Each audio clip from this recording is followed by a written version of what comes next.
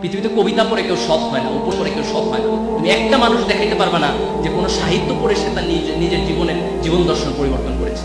কিন্তু আমি 1000 পিপল দেখাতে পারবেন the history of the world যারা ধর্মগ্রন্থের কারণে, ধর্মীয় বিশ্বাসের কারণে তার নিজের জীবনের সততা প্রমাণ করেছে। যে ব্যক্তি যে মসজিদে যায়, যে যায় না তার চেয়ে সে ভালো মানুষ। যে মন্দিরে যায়, যে যায় না তার চেয়ে সে ভালো মানুষ। যে গির্জায় যায়, যে যায় না তার চেয়ে সে ভালো মানুষ। পৃথিবীর কোনো ধর্ম মানুষকে অন্যায় শেখায় না, পৃথিবীর কোনো ধর্ম মানুষকে মিথ্যা কথা শেখায় না, পৃথিবীর কোনো ধর্ম মানুষকে নগ্নতা শেখায় না, পৃথিবীর কোনো ধর্ম মানুষকে অশ্লীলতা শেখায় না। কিন্তু তুমি ধর্মের কাছে ফিরে যাও। একটা ধর্মহীন সমাজ করে আমরা মানুষের সমাজ বানাতে পারবো না। আজকে পাশ্চাত্য সমাজ তো মানুষের সমাজ নয়, এটা অমানুষের সমাজ হয়ে গেছে, ভয়ঙ্কর অমানুষের সমাজ হয়ে গেছে। এই ধর্মহীন পাশ্চাত্য সমাজ যেন আমাদের টার্গেট। তোমাকে একটা জিনিস মনে রাখতে হবে, তুমি পরিশ্রম করবা, তুমি তার ফলাফল পাবে। তুমি ফাঁকিবাজি করবা, তারও ফলাফল তুমি পাবে। প্রত্যেকটা ভালো কাজের একটা রিওয়ার্ড আছে, প্রত্যেকটা খারাপ কাজের একটা পানিশমেন্ট আছে। আমি দুইটা ধর্মের দুইটা মাইথোলজি থেকে দুইটা কোট করে আমি আমার বক্তব্য শেষ করব। হিন্দু ধর্মের একটা গল্প আছে এরকম যে তাদের একজন রাজা ছিলেন, মোস্ট প্রবাবলি তার নাম ছিল গান্ধারী।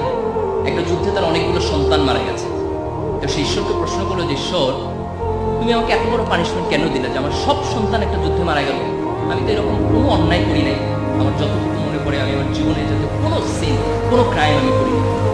ঈশ্বর তাকে বলতেছেন যে তুমি ছোটবেলায় যখন খেলাধুলা করতেছিলে, তো একদিন খেলার ছলে কিছু প্রজাপতি মেরেছে, প্রজাপতি মেরে তুমি তোমার গলায় মালা বানিয়েছে।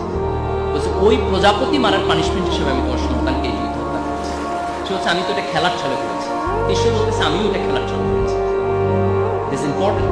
সে তার ছোটবেলায় একটা জীবকে হত্যা করেছে, হয়তো বুঝে নাই, but that wrong did punishment হিসেবে তার জীবনে ফেরত এসেছে। বুখারী শরীফে একটা হাদিস আছে যে প্রাচীন আমলের একজন মহিলা ছিলেন, তিনি খুব খারাপ মহিলা ছিলেন। যে একদিন রাস্তা দিয়ে যাচ্ছেন, হঠাৎ করে তিনি দেখছেন একটা কুকুর পিপাসু, খুব দয়া হলো কুকুরটা দেখে, এবং তিনি একটা কুয়া থেকে পানি তুলে নিয়ে এসে সেই কুকুরটাকে খাওয়ান।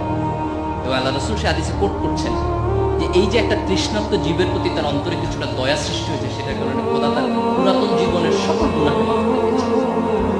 That was a very small ভালো কাজ, খুব ছোট্ট একটা ভালো কাজ, কিন্তু সে ভালো কাজটা খোদার আরো শিখিয়ে অনেক বড় হিসাবে তার প্রতিদান হিসাবে ফেরত এসেছে।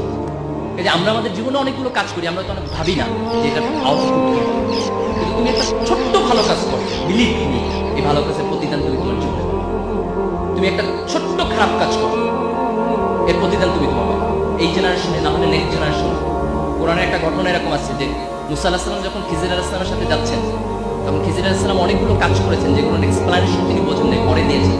তার মধ্যে একটা কাজ ছিল যে একটা নগরে গিয়ে ওই নগরের মানুষরা তার সাথে দুর্ব্যবহার করছে, কিন্তু কোনায় তিনি একটা প্রাচীর তুলে দিয়েছেন।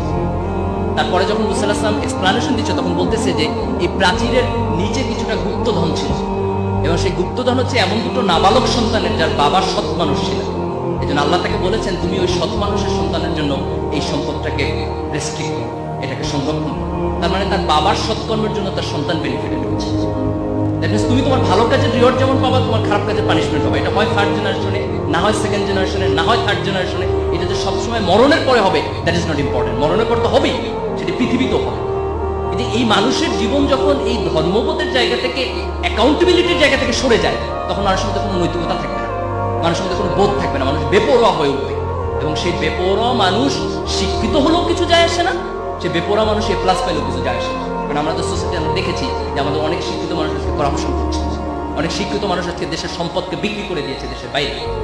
দিস ইজ ইম্পর্টেন্ট যে আমরা গ্লোবালাইজেশনের যুগে আমাদের কোয়ালিটি ডেভেলপ করার পাশাপাশি এই অ্যাকাউন্টেবিলিটির জায়গা থেকে মানুষের প্রতি ভালোবাসা, জীবনের প্রতি ভালোবাসা, জীবের প্রতি ভালোবাসা, এক ধরনের নৈতিকতা বোধ, এক ধরনের ধর্মবোধ, যে কোনো ধর্ম, ফেইথ বেস অ্যাপ্রোচ। তুমি ঈশ্বরকে বিশ্বাস করো, আল্লাহকে বিশ্বাস করো, গডে বিশ্বাস করো, does not matter, but you must believe, you must practice whatever your religion is. You must have the sense of the accountability, যে ভালো কাজ করলে এটা একটা ভালো কিছু পাবা, তোমাকে এটা এনকারেজ হবে। একটা খারাপ কাজ করলে তোমার পানিশমেন্ট হবে, ভয় তোমার মধ্যে থাকতে হবে। এই দৃষ্টিভঙ্গি যখন আমাদের জীবনকে নিয়ন্ত্রণ করবে, তখন সত্যিকার অর্থে আমরা একটা ভালো সমাজ করতে পারবো।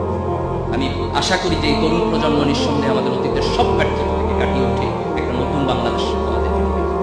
আজকে প্রোগ্রাম ইসলামী ছাত্র শিবিরের পক্ষ থেকে, but that does not mean যে তোমাদের সবাইকে ছাত্র শিবির করতে হবে, কিংবা আমরা এই প্রোগ্রামটা ছাত্র শিবির করানোর জন্য করতেছি। নো, আমরা প্রোগ্রামটা এই কারণে করতেছি যে আমরা তোমাদের মেধাকে স্বীকৃতি দিতে চাই এবং তোমাদের সামনের দিনগুলো দায়িত্ব সম্পর্কে স্মরণ করিয়ে দিতে চাই। You may not agree with me এবং the function of Chhatra Shibir, কিচ্ছু যায় আসে না, কিন্তু তুমি বাংলাদেশকে ভালোবাসার ব্যাপারে তোমার সাথে একমত হবা, তুমি সততার ব্যাপারে তোমার সাথে একমত হবা, তুমি তোমার ধর্মের ব্যাপারে তোমার সাথে একমত হবা। কিছু মানুষ যদি তৈরি হয় যারা দেশকে ভালোবাসবে, মানুষকে ভালোবাসবে, সৎ হবে, নিজের ধর্মকে পালন করবে, দিস ইজ এনাফ। এর বাইরে পলিটিক্যাল অ্যাটিটিউড থেকে আমাদের সাথে একমত হইতে হবে। We do not need that, we never expect that. একটা সমাজের মধ্যে ডিফারেন্ট পলিটিক্যাল আইডিওলজি থাকবে, থট থাকবে, যে যেটা পছন্দ করবে সেটা করবে। এই গণতান্ত্রিক সমাজের প্রতি আমাদের পূর্ণ আস্থা আছে, কিন্তু আমরা আশা করি এই তরুণ প্রজন্ম অন্তত মানুষকে ভালোবাসার শিক্ষাটুকু পাবে, দেশকে ভালোবাসার শিক্ষাটুকু পাবে। তারা তাদের রিলিজিয়াস বেসড একটা সোসাইটি গড়ে তোলার জন্য চেষ্টা করবে, এবং সেই জায়গা থেকে আমরা সবাই মিলে একটা বাংলাদেশ করব। আমরা এমন কোনো বাংলাদেশ চাই না যেটা আওয়ামী লীগের একার বাংলাদেশ হবে, বিএনপির একার বাংলাদেশ হবে, কিংবা জামাতের একার বাংলাদেশ হবে। আমরা একটা বাংলাদেশ চাই যেটা 15 কোটি মানুষের সম্মিলিত বাংলাদেশ হবে। এই বাংলাদেশ আমরা সবাই মিলে গড়ে তুলব, এই আশাবাদ ব্যক্ত করে, এবং আগামী দিনে তোমাদের কাছ থেকে এই দেশ তার আশা পূর্ণ হবে, এভাবে যোগ্যতা সম্পন্ন হিসেবে তোমরা নিজেদেরকে গড়ে তুলবা, এই আশাবাদ ব্যক্ত করে, এবং আজকের প্রোগ্রাম যারা অর্গানাইজ করেছে তাদের সবাইকে ধন্যবাদ জানিয়ে আমার বক্তব্য শেষ করছি। আল্লাহ হাফেজ। বাংলাদেশ। পৃথিবীতে কবিতা পড়ে কেউ সৎ হয় না, উপর পড়ে কেউ সৎ হয় না। তুমি একটা মানুষ দেখাইতে পারবে না যে কোনো সাহিত্য পড়ে সে তার নিজের জীবন দর্শন পরিবর্তন করেছে, কিন্তু আমি 1000 পিপল দেখাতে পারবেন the history of the world যারা ধর্মগ্রন্থের কারণে, ধর্মীয় বিশ্বাসের কারণে তার নিজের জীবনের সততা প্রমাণ করেছে। যে ব্যক্তি যে মসজিদে যায়, যে যায় না তার চেয়ে সে ভালো মানুষ, যে মন্দিরে যায়, যে যায় না তার চেয়ে সে ভালো মানুষ, যে গির্জায় যায়, যে যায় না তার চেয়ে সে ভালো মানুষ। পৃথিবীর কোনো ধর্ম মানুষকে অন্যায় শেখায় না, পৃথিবীর কোনো ধর্ম মানুষকে মিথ্যা কথা শেখায় না, পৃথিবীর কোনো ধর্ম মানুষকে নগ্নতা শেখায় না, পৃথিবীর কোনো ধর্ম মানুষকে অশ্লীলতা শেখায় না। কিন্তু ধর্মের কাছে ফিরে যাবো। একটা ধর্মহীন সমাজ করে আমরা মানুষের সমাজ বানাতে পারবো না। আজকে পাশ্চাত্য সমাজ তো মানুষের